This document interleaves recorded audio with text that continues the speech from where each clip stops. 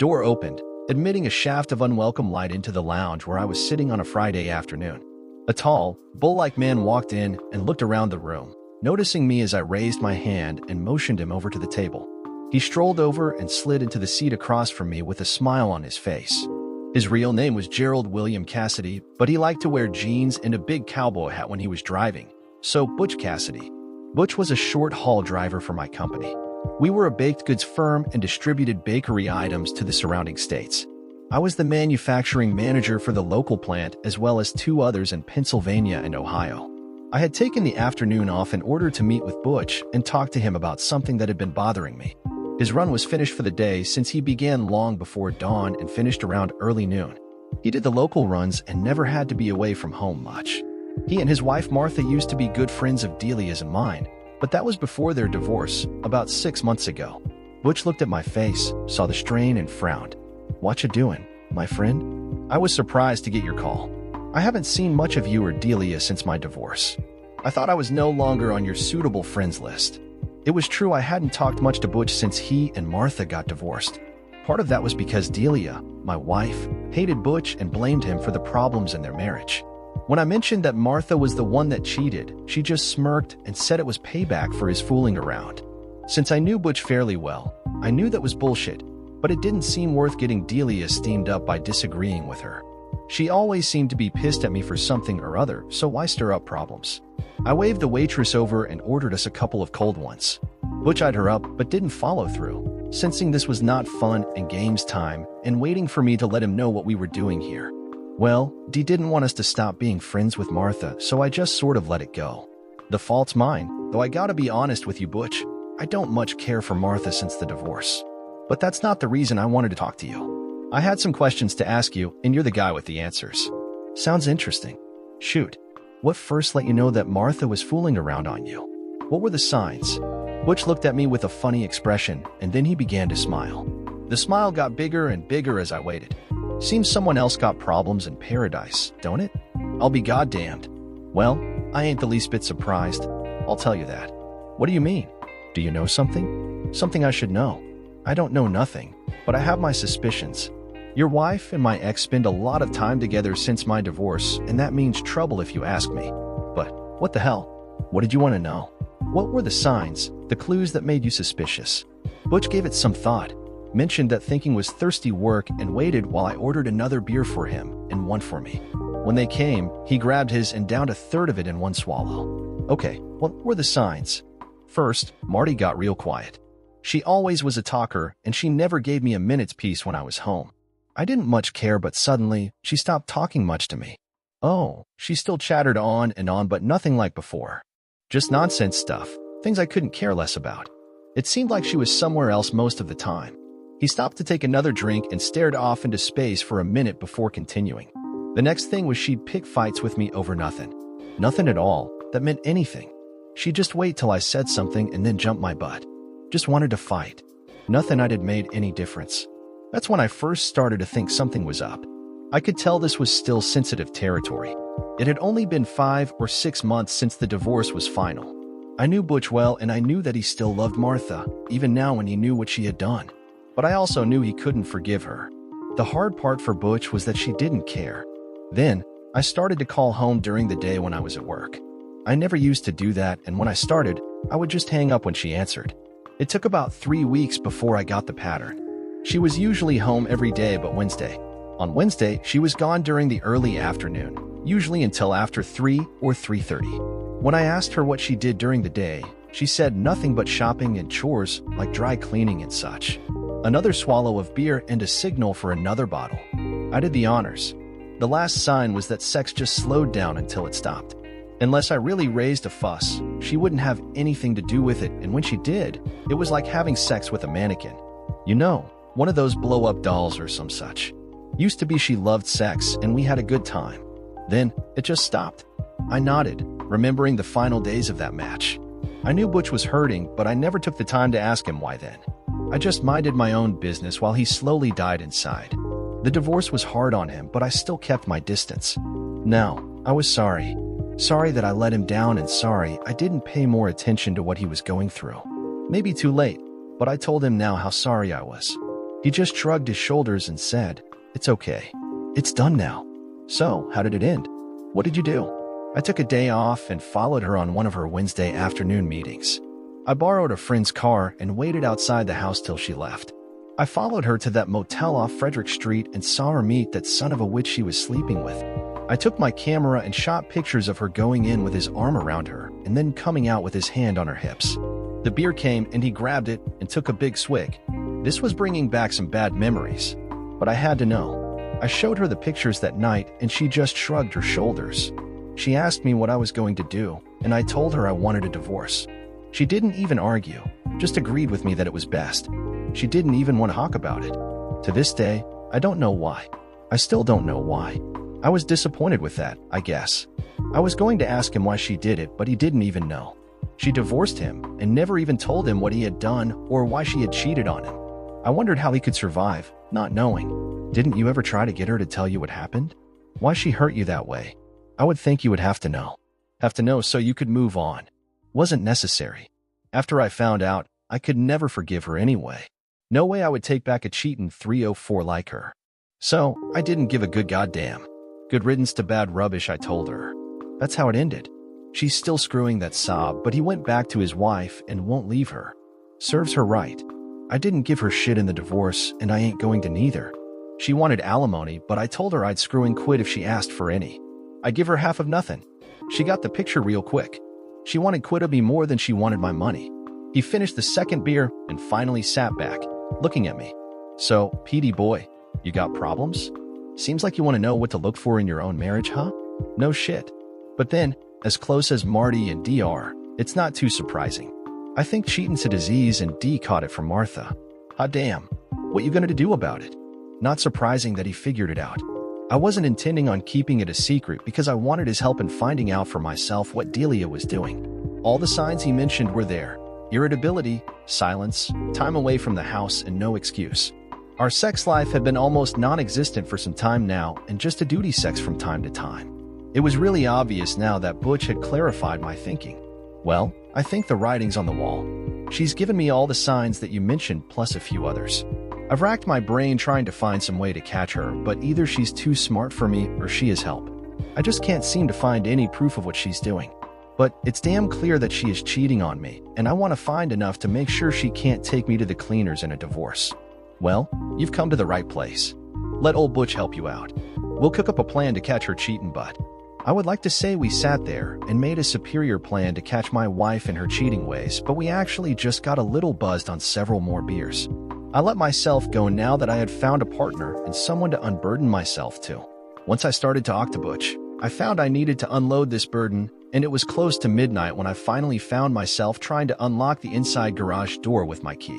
I was having no luck when the door flew open and my loving wife stood there with her hands on her hips and her face showing me a picture of what the wrath of hell was likely to be. "Well, you finally decided to come home. And drunk too, it seems. What do you have to say for yourself?" "Well, hello, my loving and faithful wife. Have you been here waiting for me, your loving husband? Or did you spend the time with someone else?" Delia was furious, but she narrowed her eyes at my comments. I was too drunk to take advantage of it. Now, she bit back a comment and simply turned away, walking down the hall to our bedroom. I managed to make my way inside and push the door shut, leaning against it as I tried to make the room stop spinning. After a few minutes, I felt steady enough to lock the door and make my way to the kitchen for a cup of coffee and a cold washcloth. I felt like hell, but also quite relaxed for the first time in a long time. After a futile attempt to pour a cup of coffee, which was cold anyway, I just dropped into one of the chairs and let my head fall onto my arms on the table. I would just rest a little until I got my strength back, and then I would go to bed. I was still resting when I was awakened by a beam of sunshine coming in the kitchen window. I had spent the night right where I had come to rest.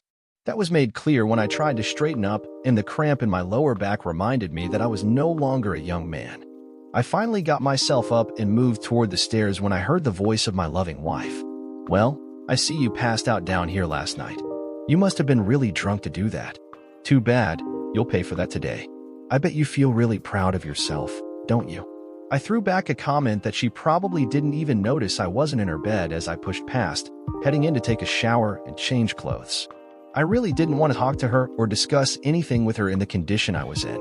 I made it to the shower, stripping off my clothes as I went. I let the hot water roll over me and I began to feel strength flow back into my body. My aching back finally loosened up and I was able to stand straight again. I started to feel almost normal. This was more like it. I reminded myself again why I rarely drank. No more. As I was sobering up, I thought back to what I told Butch. Delia and I had been married for over 9 years. We had no children since Delia was unable to conceive and she wasn't yet ready to consider adoption. I wanted kids, but she seemed reluctant to make the move. It put a strain on our marriage, but I thought we had worked through it. But the last 4 or 5 months had been particularly strained.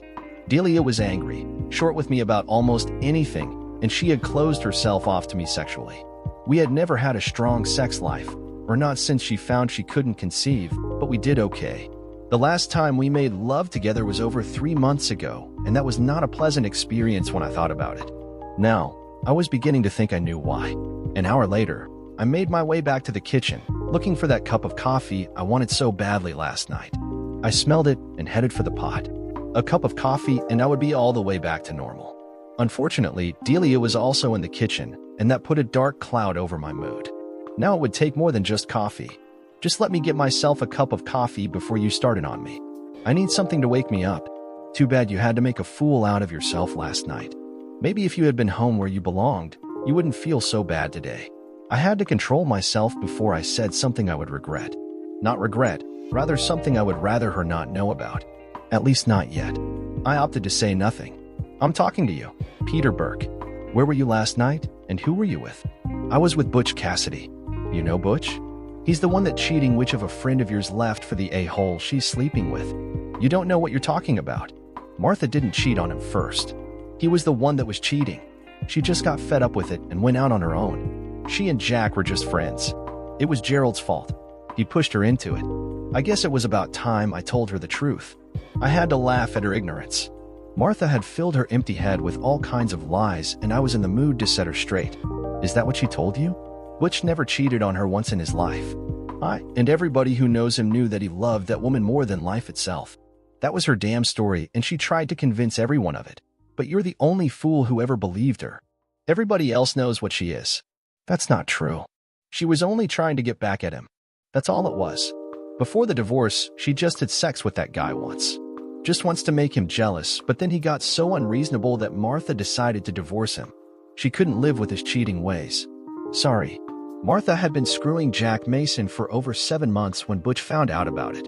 He told her to get the hell out, and she said she was happy to, because Jack was leaving his wife and was going to marry her. She moved out the same day and never even tried to contest the divorce. Never once apologized or tried to explain. Just left. She's still having sex with him, but he's not leaving his wife. So, she's just a cheap 304. Delia was looking a little shaken. I'm not sure what story Martha had sold her on, but it was sure as hell not the truth. I think it was just starting to sink in. That marriage was over as soon as Butch found out. He told her he would never forgive her, and she didn't give a shit. The greedy witch wanted alimony, but he told her if she asked for it, he would quit and go on welfare rather than pay her anything. She'd already spent every dime he made. Since they had nothing but the house, Butch gave it to her along with the mortgage. Delia was sitting there staring at me as if I had just told her we were being evicted. She was shell-shocked. I wanted to laugh so bad, but I held it back. Now was the time for the first shot in the war to come. Since her a-hole lover didn't leave his wife, she had to sell the house to pay her lawyer. But it's okay since her lover will take care of her. I hear he's paying for her apartment now. That apartment you go to all the time? Owned by her lover, paying for his mistress. It's a good deal for him. She gets free rent, and he gets free sex. He writes the apartment and is paid $304 off as a business expense. I laughed at the expression on her face. It was priceless. Marty had really sold her a bill of goods. Not surprising. Now for the slam dunk. But I'll tell you that any wife that cheats on her husband is a 304 and a fool. If she hasn't the guts to talk to her husband first to get the truth out into the open before doing that, she doesn't deserve to continue to be married to the guy. If she's that angry, then ask for a divorce. But to go and have sex with another guy and blame it on him, well, that's just crap. Now she was really looking sick. I don't know what she was thinking, but I was now sure she was guilty. I wanted to push it some more just to make her do something stupid. You know, my loving wife, if you did that, I'd divorce you so fast it would make your head swim. So, if you're thinking of it and trying to find some excuse, understand right now that there is none. No excuse and no second chance. I got up, took my cup of coffee that had gone cold again, and walked out of the kitchen and into the garage. I had a small workshop out there with a radio and a small portable TV. I sat down on my stool and took stock. First, I had delivered the facts to Delia about Martha, and it was clear that Martha had sold her a bill of goods. Second, I had let her know how I felt about cheating and what I would do if she did. Third, I put the fear of God into her, and now she was trying to decide how to play it. If she had cheated, which I believed she had, she would try to make sure all evidence was hidden so deep I would never find it. Fourth, she was on the defensive, and I had the upper hand. She didn't think I suspected or knew anything, so she would do something soon. That gave me an advantage. Finally, I searched my feelings and my heart and was surprised to find that I really didn't care that my marriage seemed to be over. I guess I had lived with the witch that D had become so long I just didn't care anymore. The love was gone. I spent the morning out there without interruption and called Butch around 10 to ask him to meet me at the corner 7 to 11 at 1 o'clock that afternoon. I told him to drive the truck, the one that he had just bought and that no one had seen yet. I wanted to be able to follow Delia if she decided to make a trip. I told him what I was going to do, and he thought it was a good plan. We were set. I went back inside when Dee called me to find lunch made and waiting on the table. This was the first time Dee had made lunch for me in over 3 months. Makes you think, doesn't it? What's this? Lunch? Why now all of a sudden? I thought you were angry with me? If I didn't know better, I'd think you had a guilty conscience. Do you? She tried on a sickly smile. Of course not. You just seemed so tired and washed out. I thought you needed something on your stomach. Probably because of last night. Well, whatever the reason, thanks. By the way, I'm going out this afternoon to meet someone. I'll probably be gone most of the afternoon. Who are you going to see? It's Saturday. Why would you be meeting anyone today? It's just a friend. No one important. Nothing for you to be concerned about. It just seems strange that you would have to meet someone on Saturday. Well, it just came up. Why are you so concerned? Do you think I'm doing something I'm not supposed to? They say guilty people always suspect everyone else. No, of course not. And I'm not guilty of anything. I just wondered, do you have anything planned? Anywhere to go? Dee seemed nervous and agitated, but she tried to hide it by turning her back and puttering in the sink before answering me. No, I'll just stay here and finish up some chores. The laundry needs doing. A long pause and then, oh, and I'm going out to see that new movie with Marty tonight. Well, so now we get to it. She must be meeting her lover tonight. That was just great. I wanted to give her a little zinger just to make her sweat a little. But regardless of where she was going, I'd be right behind her. Maybe you want me to think you're both going to the movie, but I know where she's going. You thinking of a little action yourself? You can go to hell.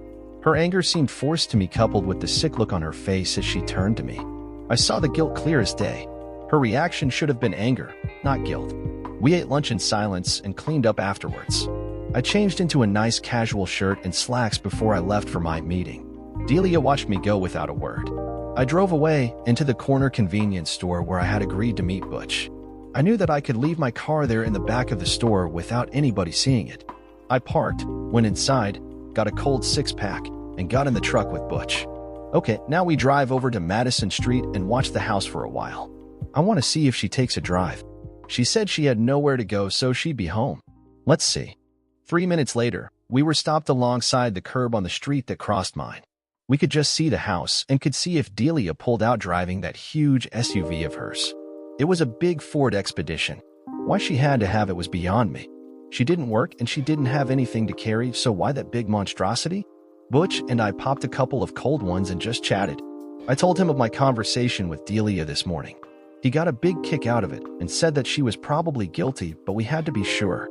As we were talking, I saw Delia pull out of the driveway and start toward us.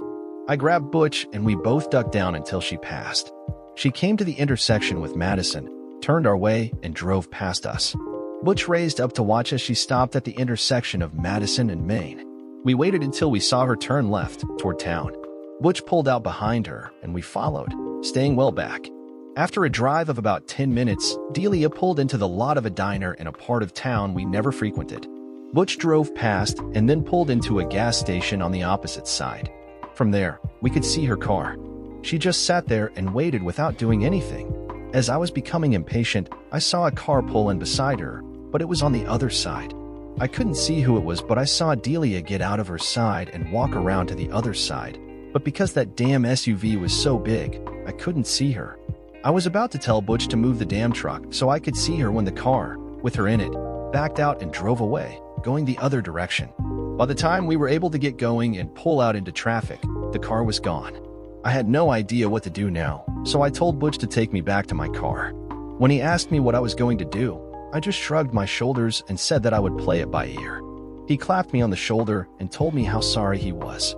I told him it was sort of nice to finally know for sure, but inside I was sick to my stomach, just knowing that my marriage was over and my life would never be the same. But as I thought about it, I reminded myself of what I had been living with and that I would be better off with a clean break. We made plans to meet later that night, and I drove back to the diner. I sat there for some time before deciding to move the car and park just off to the side. I could see her car, watch the cars entering the parking lot, and when I saw them, I would wait until she got in her SUV. Just before she started it up, I would pull up beside her, pause for a moment, and then leave.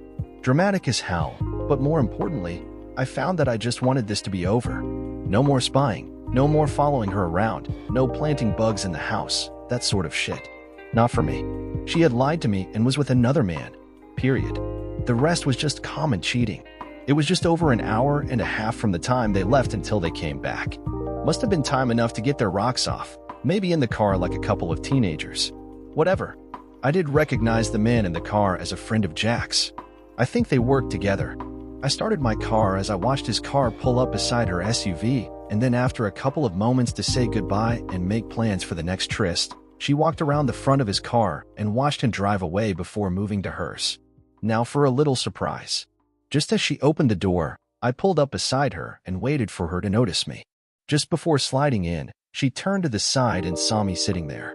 When our eyes met, the shock on her face was priceless. Shock, guilt, panic, all rolled into one. I gave her enough time to register me, and then I pulled out and drove home without looking back.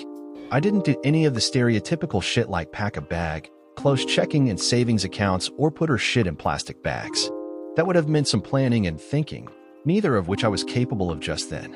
When a man confirms that his wife is cheating on him, what in the hell would anyone expect? Rationalism? Calm? Thoughtfulness? All I felt was a deep sadness and slightly sick to my stomach. It's funny that the end of something, even something bad, is sad and upsetting. While I no longer loved Delia, I had been married to her for over 9 years, a good part of my life. I was losing that. So yeah, it was sad. No, what I did do was sit down in the family room and wait. I wanted this to come to an end, a loud and nasty conclusion. I had given her my position that morning, and she knew exactly what it was. I told her that there were no excuses for cheating and no second chances. It would be interesting to see what her plan was. Would she deny that anything happened? Deny that she was having an affair? Pretend that she was just friends and that she was trying to get advice? What? Well, time would tell. As I sat there, I heard the garage door go up and that monstrosity of hers pull in. It was so loud with that huge engine that she needed to haul around a bag of groceries. I always believed that she was just trying to compensate for something. Maybe it was me. Maybe I was too small, too unskilled, and too timid to suit her, and she needed this to make up for her lack of stimulation here at home. That had to be it. Just like the commercial where the person gets pushed aside so they go buy a Hummer. Like that would help. Apparently, it hadn't helped her either. She had to go find someone else to do for her what I couldn't. The door flew open and Delia came in on the run.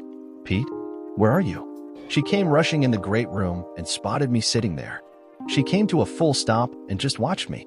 I think she was waiting for me to attack, but I just sat there, not even looking at her. It was her problem, not mine. She messed up, not me. She was the guilty one, and I was the one hurting. Why should I have to say anything? Christ, all I wanted to do was go get drunk. That's what she did to me. She came into the room, started to sit beside me, but stopped when I looked up at her. The look on my face was enough to make her move over to the chair and sit. I settled back on the couch and waited. It's not what you think. I don't know how or why you were there, but it's not what you think. How in the hell would she know what I thought? She didn't know me at all if she could do something like this. If she thought I would ever accept anything like this. I think the trouble she was in had finally hit her. Maybe she thought she was clear and that I wouldn't find out about her cheating, but I had, and now she was in deep shit. I was there because I followed you there. Butch and I were behind you all the way, and we watched you get into that a-hole's car and drive away. That's all I needed to see. And what I think is that you are a cheating, lying 304 that decided that she needed more excitement in her life and to hell with her husband. That's what I think. Now, tell me I'm wrong. The tears were flowing now. She was in trouble and she knew it. She was trying to find some way to make me believe it wasn't true. You're wrong. None of that is true. It's not what it looked like. I wasn't cheating on you, and that's the truth. Sorry. You're trying to give me the same shit that 304 of a friend of yours gave Butch. I don't believe you. You're a married woman. You got into a car with another man after telling me that you were staying at home doing the laundry. Your best friend is a 304 who cheated on her husband. You've done nothing for the past few months but pick fights with me, making my life a living hell with your witching and sniping, and you've stopped wanting me to make love to you. It's all clear now. It was just to justify your cheating. You wanted more, and you went out and got it. That's crazy. None of that is true. You're trying to make me look like I'm cheating, but I'm not. I'm not. I don't want more. I have all I want with you. Then what were you doing in another man's car for an hour and a half? Why would you meet a man and lie to me about it? Why have you been so distant with me lately, and why did we stop making love? Why? God damn it. Tell me why. Do you have those answers? She was rocking back and forth, holding herself with both arms and her head bent down, looking at the floor. The look of a desperate woman, one who had been found out. She was trying to speak, but she was sobbing so hard the words were coming out more like hiccups. There's more to it than that. You just don't understand. You're wrong. I don't believe you. You've already lied to me, and now you're trying to convince me that you're innocent. Well, I don't believe you. If you can lie to me once, you can lie to me again and again. That's what I believe. Delia had now almost completely collapsed. She was moaning and crying and rocking herself, but not saying anything. I think she had run out of things to say, and she had not had time to prepare her lies. Without preparation, lies can be difficult to come up with at the last minute. I'll pack a bag and be out of here as soon as possible. I'll call Harold Feingold in the morning and start the proceedings. You should get your own lawyer since Harold works for me. The response was immediate. Her head flew up and she stood, arms waving. What do you mean get a lawyer? What do you mean start proceedings? You can't be serious. You don't mean divorce. No. You have to let me explain. It's not what you think. Yes, it is. No, goddamn it. No. I'll tell you everything. Just stop this nonsense. I really would like to know what I did that forced her into this. Maybe I could take the time to listen to her story. And I believed she would give me a story. Not the truth. Not now, when it was too late. Just a lie that she felt she could convince me with. Okay, I'll give you 5 minutes to tell me your story. But if I hear one single lie, I'm gone and it's over. No more lies. I told you, no second chances. Dee stood and walked around the room before starting. I could almost hear the wheels in her head spinning, trying to decide how to convince me of her innocence. Not likely with the truth, but it might be fun to watch her try her lies. Okay. His name is Philip Tartan. He works with Jack Mason. As ready as I thought I was, the fact that she and Martha were sex buddies and she was screwing Jack's pal was more than I could take. My vision clouded and everything turned white. The fury that I felt was almost enough to stagger me. I screamed at her. I should have known. Martha screws Jack and you're screwing Phil. Good friends stick together, I see. How long has it been going on? Did Martha fix you up? Well, the hell with you. I was so angry that I stood up, glared at Dee, and turned to go pack my bag. I suddenly didn't want to hear any more. When she reached out to grab my arm, I spun and gave her a look that had her stumbling back. She was afraid of me. For the first time in our 9 years of marriage, she was afraid of me, and at this point, I didn't blame her. I can't listen to this now. I thought I could, but I can't. This is too sick even for me. I have to get out of here. Just don't say anything. Please. Just back away and don't say anything. I ran down the long hall to our room and yanked down my overnight bag. I took anything I could grab out of the drawers, threw it in, and closed the bag. I went into the bathroom and, grabbing a plastic bag from the vanity, swept my things into it and tied it closed. That would have to do. I was so angry I was shaking. My hands weren't steady, but I had to make it out to my car. If I could do that, I would be okay. Somehow, I managed to do just that. I got to the door, opened it, and threw my bag down the 3 steps and grabbed the railing to keep me upright. Dee was standing at the door and moved aside just in time to avoid being hit with the bag. Her face was a mixture of fear and panic, afraid of me and yet not wanting me to leave. Tough shit. I was out of there. Pete, please. You don't. I asked you to shut up. Please. Shut up. Why can't you just shut the hell up? I stumbled down the 3 steps to the garage in my car. I threw the bags in the back and got behind the wheel, Dee saying something all the while. I didn't hear her. I refused to hear her as I backed out of the garage and into the street, almost hitting the monstrosity. I spun the wheel and sped away, finally releasing the breath I had been holding all that time. I calmed enough to see where I was and pulled over to the curb to call Butch. I needed a place to crash, and his place would work. He answered, gave me the come ahead, and I headed for his place. I spent the evening telling Butch of my conversation with Delia, and he just shrugged, telling me that he expected it might be something like that. He knew the guy she was with, and he told me he was Jack's right-hand man. Appears they were sharing our wives for their own pleasure. I felt my fury grow as he talked, but at some point, it just sort of faded away. I guess it's hard to continue at that level of anger without burning out. I knew it would come back, but for now, beer and talking were helping to keep me sane. The following morning was a Sunday, and I woke feeling like I had been in a 10-round fight, one that I lost. Butch told me he had some things to do that morning, so to make myself at home. I got up, cleaned up and dressed in jeans and a t-shirt. I checked for food, found some eggs and had an egg sandwich. Simple fare, but it hit the spot. I was just sitting around trying to decide what to do when the phone rang. I decided to answer just in case it was him. It was. Hey bro, everything all right? Did you get something to eat? I don't keep much as you can see. Thanks, Butch. Yeah, I'm good. Egg sandwich and a shower, and I feel like a new man. Well, just wanted to let you know.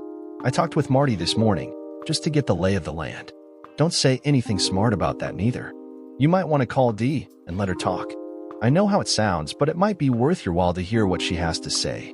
Shit, Butch. What could she say that would make a difference? She's been cheating around on me, and that's the end of it. Just call bro. Marty told me some shit that just might be true, but I don't trust her no further than I can throw her, so just call and talk to Dee, okay? You're a buddy, and I want to see you do the right thing. If you want to do what we talked about after you talk to her, I'm good. Just talk to her first, okay? If it was important to him, I'd do it, but it sounded like Martha had done some conning of her own. She and Dee had talked and made up some shit. Probably support for any lies Dee told me. Two of a kind. But I would do it because I promised. I got a cup of coffee and went into the small den to call.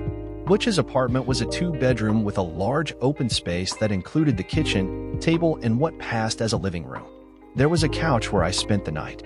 The little den was too small to be of any use for anything except maybe a home office, if the business was one telephone and a computer. But it boasted a nice office chair, and I felt comfortable in one of those. Like at work. Business. I picked up the phone and dialed. Hello. Hello, Dee. It's me. Sorry about last night, but I just had to get out of there before I did something I would regret later. Pete. Thank God. I had no idea where you were. I called Marty and she called Butch, and he wouldn't tell us anything, but he said he would get word to you. Yeah, he called. Wanted to be sure I called you. I figure you got your story straight with Marty, so she could sell him a line of bullshit so he would call me. Well, I'm calling. Pete, that is so not the case. Please come home so we can talk. You stormed out last night before I could tell you anything. Please, come home and talk to me. You told me all I needed to know last night. You and Marty, screwing those guys. Seems your guy is Jack's right-hand man. I guess you were a reward from Jack for sticking by his mistress. I guess the two of them can set you both up in a love nest. Maybe you can take turns. Pete, it isn't like that. I'm not sleeping with him. I've never been unfaithful that way to you. Never. You're the only man I've been with since we've been married. You have to believe that. Sorry, I don't believe you. You were with him Saturday afternoon alone for over an hour and a half. In his car. Alone. I couldn't follow you to see where you went, but I imagine it was somewhere you could be alone. Did you do him in the backseat of his car in some parking lot? There was nothing but sobbing on the other end. I knew I was being cruel, but when you hurt, you want to lash out and hurt the one that hurt you. I was hurting. That was my only excuse. Pete, please. You have to come home and talk to me. You have to. You owe me that much. If you don't believe me afterwards, fine. But you have to give me a chance to explain to you what happened. Fine. I'll be there in an hour. You can talk yourself sick. Goodbye. Why I agreed to go, I don't know. What did I expect to do besides hear more words that would hurt and wound? She had hurt me enough already even without knowing what she had done. Why punish myself more? Maybe because, deep down inside, I was hoping that this was all a mistake, a misunderstanding, a bad dream that I would wake from soon. Even though I knew better, my subconscious wasn't giving up. Even with the love gone, pride forced me to hope for something I could hold on to. At almost 11 o'clock exactly, I pulled up to my house and sat in the driveway, just looking at it. It was a single-level ranch that was what everyone called rambling. It was actually very large and had 4 bedrooms, formal living and dining rooms, a small office, and a huge great room. The kitchen was large and well-appointed, and it boasted an eating nook that overlooked the in-ground pool. I remember the sun glinting off the water yesterday morning waking me up. Was it just yesterday? With a sigh, I got out of the car and walked to the front door. As I did, I automatically noticed that the grass could use cutting and the shrubs in the front needed a trim. I rarely saw the house from the front, so this was sort of new. I made a mental note to call the service that cut my grass. I went onto the front door and rang the bell. It took a few seconds, but she finally came to the door. When she saw it was me, she looked surprised. "Pete, what are you doing at the front door? You never come in this way. Why didn't you use the garage door like always? I don't feel like I live here anymore. Nothing feels the same now. Everything is different, especially you. It feels different, is all. Pete, please come in and stop talking that way. Nothing is different. Everything is the same as it was. We just have to talk together and figure it out. That's all it is." I walked into the foyer and stopped to look around. It seemed the same, but I wasn't used to seeing it from this angle. I noticed things. The furniture she picked out for the entranceway, the formal dining table set with placemats and silver, the large bouquet of flowers in the center, the narrow glimpse into the living room with its sectional couch and matching everything, and Delia, standing there in a short, yellow sundress that showed off her tanned shoulders and just a hint of cleavage. I had to admit, she was still one of the most beautiful women I knew. I didn't speak as I looked around, and then I moved away from her, toward the kitchen. I wanted this to be on neutral territory, and the kitchen was as neutral as I could get. We had a designer redo the kitchen some years back, and everything was his. I didn't look back as I took a seat at the table. Dee came in and moved to the counter where she had a fresh pot of coffee and a plate of shortbread cookies, the ones I loved. She set them down in the center of the table and took the chair opposite me. She looked wonderful. Her hair was brushed back, and she had taken the time to make herself up to look her best. She had succeeded, but that wasn't the point. I had always loved her, and I had seen her at her best and worst and loved both extremes. Nothing she did would have changed my mind, except for this. This was too much. "Pete, I want to tell you everything, but you have to let me say it. You can't just hear part of it and then get mad. I have to explain it all to you. So please, promise me you'll hear it all. Not just what you want to hear, but all of it." I looked at her and could see the fear in her eyes. It made me uncomfortable to think that I had put it there, but then I remembered it wasn't me. Her actions had done this. I would never hurt her physically, and she knew it. The fear was of losing me, the marriage, and our future together. That was the fear. I promised to listen to all of it, every dirty little part of it. And don't worry, I have never hit you, and I never will. You know that. But I will get angry. That I can't control. I can only promise to try to let you finish without losing it. Thank you. That's all I need, for you to hear it all. And I never felt in danger from you. Never. Even when you were so angry and hurt. I knew you would never hurt me physically. She sat straight in the chair, her hands in front of her and clasped together on the table. This all started about a month or so before Marty and Butch filed for divorce. She had been telling me about his affairs and how he was going out at all hours and screwing around on her. She said she knew all about it and had him followed. She said she had proof. I had to interrupt. I know I promised and I would keep my promise, but I wasn't going to let this kind of shit go unchallenged. So you're telling me this has been going on for over what, 7 or 8 months? You've been cheating on me for that long? And what proof? Did she ever show you any proof? And how did she know all this? Who was her PI? This is all bullshit, and if this is what you're going to tell me, then I might as well leave now. Wait, Pete, wait. Nothing has been going on as you put it. And I said I was going to tell you everything, and this is what she told me. I know it's not true now, but at the time, I had no reason to doubt her. I believed her. I sat down and let her go on.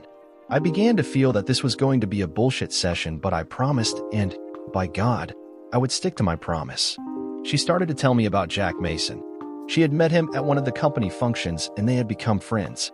He was the one that she said told her to hire the PI. He said he knew Butch, and he would see what he could find out about him. And over the next couple of weeks, she told me that he told her that he knew of at least 3 women Butch was messing around with. When he was supposed to be driving, he was actually screwing around with one of these women. I was shaking my head, and I had to butt in. And you believed all of this shit? I can't believe you were that stupid. The woman I married wasn't that stupid or gullible. When the hell did you get this dumb? I know it sounds crazy now, but at the time it didn't. It was about the same time that Marty started asking me if I knew where you were all the time. At first, I didn't even think about it, but then later, I started to notice you were often late for dinner and had to go back in late at night and other things. She kept at me and I began to become suspicious. Anyway, I started to think about it, and I began to believe that you could be cheating on me. I watched and tried to be calm about it, but you never told me what you were doing, and I became more and more suspicious. I finally convinced myself that you were actually cheating on me. That's why you went back after supper and why you came home late some evenings. You were with your lover. That's it. This is all bullshit, and I can't sit still for this. I know I promised, but I can't. You're trying to make this all my fault, and it's just bullshit. I got up, kicked back the chair, knocking it over as I stormed out of the kitchen. I had all I could take of this. I'll call you later, after I calm down enough to stand the sight of you. Pete. Wait. Please. I went out the front door, down the 2 steps and into my car. Again, I drove away just to get far enough out of sight to stop and calm myself down. This was all crap. I should have known. Crap from the beginning to the end. She just wanted an excuse to have sex with somebody else and then blame it on me. Well, I wasn't going to stand for it. An hour later, I was sitting in a little cafe drinking a Coke, watching my sorry life evaporate like the bubbles in my glass. I had called Butch to let him know where I was, and sure enough, he came striding in and sat down beside me. Hey buddy, you can't do any real thinking with a soft drink. Come on back to the apartment and we'll have a couple of beers and a shot or two. That's what you need for good thinking. Damn if he wasn't right. We did, and it was better. Now, here's what I think. You and me, we need to go get those son of a witches and tear them both new a-holes. You know Jack, he's a real chicken. And that a-hole, what's his name? He's an even bigger chicken. You and me can take him out. I kind of like the idea. Maybe if I had another shot, it would help me make up my mind. I did, and it did. I think it's a damn fine idea. And the a-hole's name is Phil. When should we do this thing? Now. Nah. Today's Sunday, the Lord's Day. You can't do shit like that on the Lord's Day. Okay, we'll do it tomorrow. Tomorrow is good. Tomorrow isn't the Lord's Day, is it? I don't think so. I think just Saturday and Sunday, or something like that. Let's do it anyway tomorrow. We'll wait for them after work. That was about all I could remember after I woke up later that afternoon. Butch and I had shot most of the daylight hours drinking and making plans. But strange that I didn't feel hungover. I actually felt pretty good. Good enough that I decided to call D. I went back into the little den and called. Hello? Pete, is that you? Yeah, it's me. How are you? What do you mean, how am I? You stormed out of here without giving me the time to explain like you promised. You promised not to take just parts of what I said. I never got the chance to finish. You promised. She was crying and hiccuping again, trying to get the words out. Damn, she was good at that. Sympathy move. I know what I promised. I just have a hard time with this bullshit you're throwing at me. Now you have me cheating on you, and that's a damn lie. I'm supposed to sit there calmly when you tell me that shit. I'm only telling you what I thought at the time. I talked myself into believing it along with Marty urging me on. I see it now, but not then. That's what you didn't let me say. Okay, that calmed me down a little, but I just didn't see how I could take this. D, we have a problem. You're telling me all this stuff that you believed and you fell for, and that's what made you do what you did, and I'm having a real problem accepting that you were that stupid. It all sounds like a convenient excuse to me. It's not an excuse. It's the reason I did what I did. I'm not accusing you of anything, and I know you never cheated on me. I'm just trying to show you how confused I was. That's all. Well, if I accept that you were confused and you thought I was cheating, why were you so quick to doubt me and accept someone else's word? Where was the trust and the faith in me? I think the truth was that you thought you had a green light to do anything you wanted with anyone you wanted. That's what I think. So how about we cut to the chase? Silence. Just a few little sniffles, but no sobbing now. Maybe she knew it was almost over. Maybe she knew that the battle was lost and it was time to cut her loses. Okay, if you come home, I'll get to the part about Philip. That's the part you need to hear about. Please come home. Now, while I have the courage to tell you, I'm on my way. I checked on Butch, but he was sound asleep. I jotted my whereabouts on a note and stuck it to the last of the beers in the 6-pack.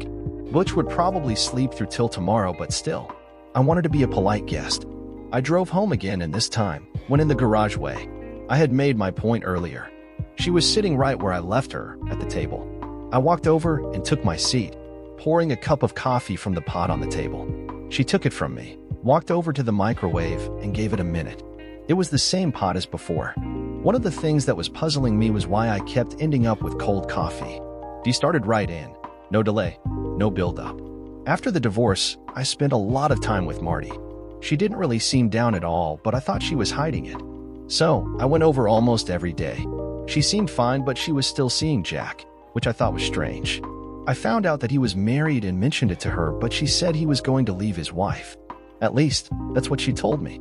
Pretty soon, she was seeing him every day, so I stopped going over there. But a week later, she called me and asked me to meet her at the diner where you found me. I went, and that's when I met Philip. He was there with them. Jack introduced me, and we just talked and got to know each other. I just stayed for an hour or so and then left, but I promised to meet the three of them again. That's how it started. I started to fidget as she got to the part about that son of a witch. I didn't want to listen to this, but I felt I had to. I looked over at her and just nodded. I had lunch with them twice more, and then Philip asked me to meet him alone for dinner. I refused at first, but he asked me again later, and I finally accepted. We went out to dinner 3 or 4 times, always alone. I told you I was with Marty on those times. She stopped to take a drink of her tea while I waited. I took several deep breaths to try to calm myself, but to no avail. My heart was pounding in my chest, and I feared a heart attack was coming on. But I stayed. When she looked at me, she could see the anger building up, and she hurried on. I need to tell you right now, nothing happened at all at these dinners. Just 2 friends, talking and a little dancing. That's all. He was a perfect gentleman at all times. He was. Then, we didn't see each other for a week or so because he was traveling, but when he came back, he called and wanted to meet me for lunch. I accepted and met him at the diner. During lunch, he asked me to spend the night with him. I refused, but he kept asking. I still refused, but I told him maybe later. I didn't say no. I said maybe. She stopped and watched me, while I continued to breathe deeply and counted 10 over and over. I was proud of myself for staying in my seat and not collapsing from a stroke. Okay, maybe it was coming later, but so far, so good. God, Pete, I'm so ashamed of myself. I said maybe. Maybe I would cheat on you and my marriage. Oh God, so ashamed. But I have to continue. I have to tell you everything. She had to notice the heat in my face as my blood began to boil. She grimaced at my expression, but she continued in spite of it. I had to give her credit for courage. I told Marty what Philip wanted, and she said I should go for it. She said that since you were cheating on me, I should do the same to you. She kept telling me you and Butch were 2 of a kind, and you were both not worth staying faithful for. She finally admitted that she was doing Jack almost every day. I was not surprised. I think I knew it. I kept thinking about what Philip wanted, and I was weakening. I began to consider it and wonder what it would be like. I didn't accept yet, but I was beginning to think that I would. I went to dinner with him a couple more times, and the last time was when he pulled me into a corner of the restaurant and kissed me.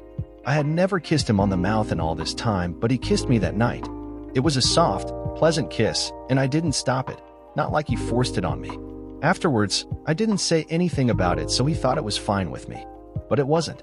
It made me feel dirty. Now she was the one breathing hard. It was interesting, watching her relive this. She was talking more to herself now than to me. It was fascinating to watch. At home that night, I went over it in my mind, again and again. And after a while, it didn't seem so bad. It grew in my mind to be rather pleasant, and I believed I liked it. I remember how he pushed himself against me, and I felt his arousal. That's when I began to consider Philip as more than a friend and as a potential lover. She stopped for a second to collect her thoughts, and with a quick glance up at me, went on. During the time I was meeting him for lunch and dinner, I began to see you as a potential block to the things I wanted to consider. Things like going out on dates with Philip, going to dinner and dancing and other things. You were a drag on me, and it made me angry with you. You didn't do anything, but I did. It was all in my mind. I finally decided that I wouldn't make love with you anymore either. You didn't deserve me since you were so busy cheating on me with those other women. I had been rather patient with her story up to this point, and I promised myself that since it was over, what she did would not be of too much interest, but that was changing. Her behavior was disgusting, her attitude was self-serving, and her whole story was one of selfish disdain for me and for our marriage. The anger I felt was beginning to grow, and I knew that if something didn't happen soon, I was in danger of doing something I had never done: hit a woman. I stood up and, after a few deep breaths, I looked down at this woman I thought I loved. I had no idea how she could have changed so much in such a short time. But maybe she hadn't really changed. Maybe this was the true Delia. A 304 waiting for a chance to come out and play. I don't know how much more of this I can take. I don't know what the purpose of this is other than to make you feel better by confession. Well, guess what? I'm not a priest. If that's what you're looking for, I'm not him.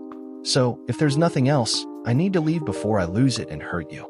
She jumped up and went to reach for me, but I stepped back out of her reach. Her face was a mask of pain and panic. Still, no fear of me. For some reason, that gave me pleasure. She could hurt, but not from my hand. I have to finish this. Until I do, you and I have no chance. You have to hear it all. Please, you promised. Let me finish. I stood there, controlling my breathing until I felt my blood pressure fall back to some semblance of normal. After a few strong exhales, I felt myself relaxing a bit, and I finally sat back down. Get it over with then. I need to get out of here and into some fresh air. The stench in here is beginning to make me ill. That had struck home. I saw her wince with pain and shame, and it made me feel good. I had finally caused her to feel some of the hurt I had been living with for the past 3 days. But she sat back down and prepared to continue. Philip continued to call me and asked to see me again, but I continued to say no. I was still considering, and I think I was trying to work up the courage to say yes to him. I talked with Marty several times, and she kept urging me to go ahead, reminding me of your affairs as justification. I was still hesitating, but I was weakening.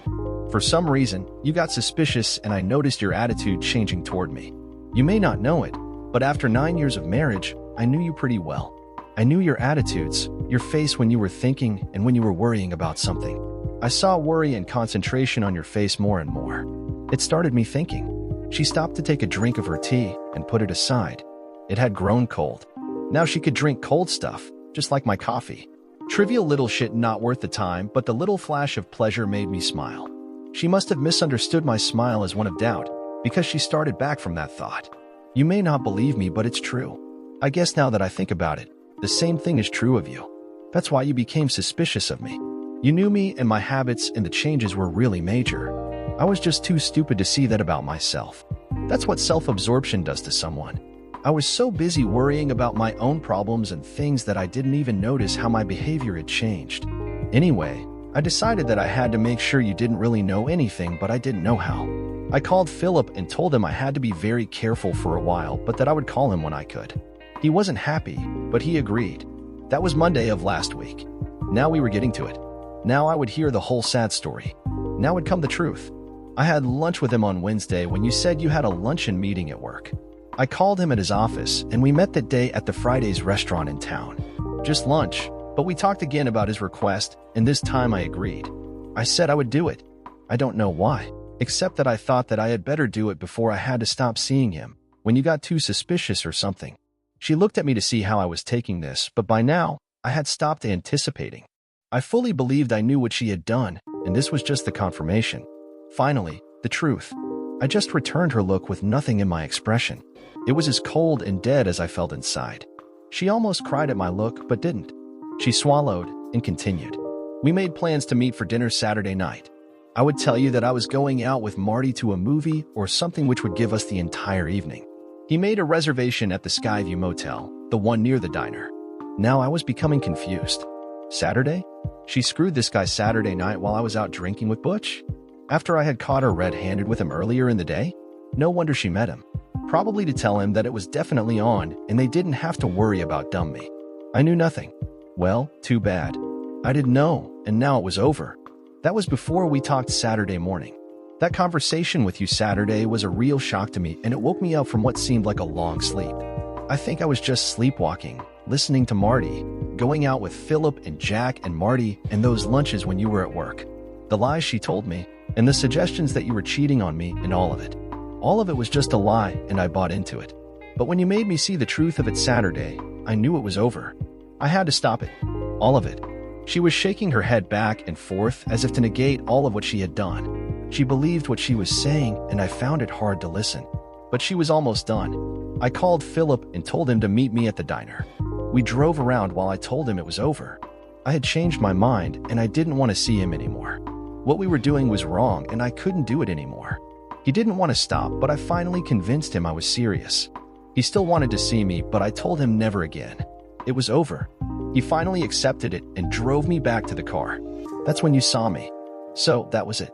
After all of that, she hadn't even gone through with it. I was surprised, but I did believe her. Dee was a lot of things, but she was never a very good liar. Even little white lies gave her a problem. But now, it was my time to talk. Well, Dee, that is quite a story. So, after all the shit from Marty, all the lies you listened to and accepted, after all the clandestine lunches and dinners when you lied to me, you finally decided to consummate your affair and cheat on me and our marriage. But you couldn't go through with it. Why? What do you mean? Why? Because it was wrong. I understood that and I stopped it. But if it was wrong, why did you agree to it in the first place? Why all the lunches and dinners and the lies to me about what you were doing and who you were with? Why did you make plans to have sex with him? Let him make a motel reservation? And why go so far as to tell me you were going out with Marty? Right up until that morning, you intended to go through with it. What stopped you? Well, you talked to me and told me that it was all lies from Marty. It was all in her head, and she just told me that to convince me to cheat like she had done. That's why. I understood that it was a lie and that what I was doing was wrong. So, you would have gone through with it if I hadn't finally made you see that it was all lies and face up to what you intended to do? Yes. No. I just don't know. But I didn't, and that is the important thing. No, it isn't. The important thing is that you were willing to believe the worst of me, and you were seeing another man without telling me. The important thing is that you were ready and willing to sleep with another man, just because someone told you I was cheating on you. The important thing is that you never once thought of coming to me and talking to me. You were already cheating on us in your mind. All the dates, the intimate lunches and dinners. You were living with me, but you were thinking of him. You stopped making love with me, but planned to do it with him. You had accepted his proposition and were planning on committing adultery. Only my intervention stopped you. This wasn't going as Delia had planned. This wasn't the forgiving husband that she expected. The fact that she didn't actually sleep with the guy was all she saw. The fact that she had agreed to it didn't enter her mind. The lunches and dinners while lying to her husband didn't even concern her. The lies she chose to believe about her husband heard from someone else didn't concern her. Only the fact that she didn't actually do it was important. Only the sexual act made it cheating in her mind. She didn't even see the betrayal of intimacy and trust as cheating. They weren't important to her. Pete, please. I didn't go through with it. I never cheated on you. I didn't. You have to see that. I didn't do anything. I didn't. Yes, you did. You went out with another man, to lunch and to dinner on many occasions.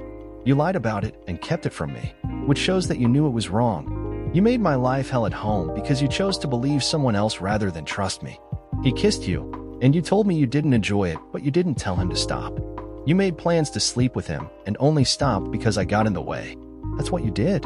No, that's not right. I didn't sleep with him, and I didn't enjoy the kiss. I told you I convinced myself that I did, but I didn't. No, you convinced yourself you did because you wanted to find a way to betray me. In your mind, you made it okay. Dee was now a wreck. None of this had gone as she wanted. Everything she said was different when I looked at it. I saw things she didn't want me to see, and she didn't know how to handle it. She looked at me through tear-clouded eyes. What are you going to do? Can't you forgive me and we can start over? Try to fix this? It's not too late. I didn't do anything, so we can fix this. We can. It's too late. It was too late when you decided not to trust me. It was over the first time you went to dinner with him while lying to me. That's when it was over. You just didn't know it. Neither did I until you told me. Now I know. It's time for you to face up to it. Our marriage is over. It's dead and there's nothing left. Delia cried and argued and pleaded, but never during it all did she once say that she loved me and needed me. She only repeated over and over that she didn't follow through with her affair. To her, that was all that was important. I believe she knew it was over and was just trying to convince herself, but it was too late. The love was gone. Hers as well as mine. She killed mine as surely as though she had kept that rendezvous at the Skyview Motel. Hers had obviously died some time before. She just didn't know it yet. I moved out that day, finally ending it. There was no marriage left to save. No love left in my heart for Delia.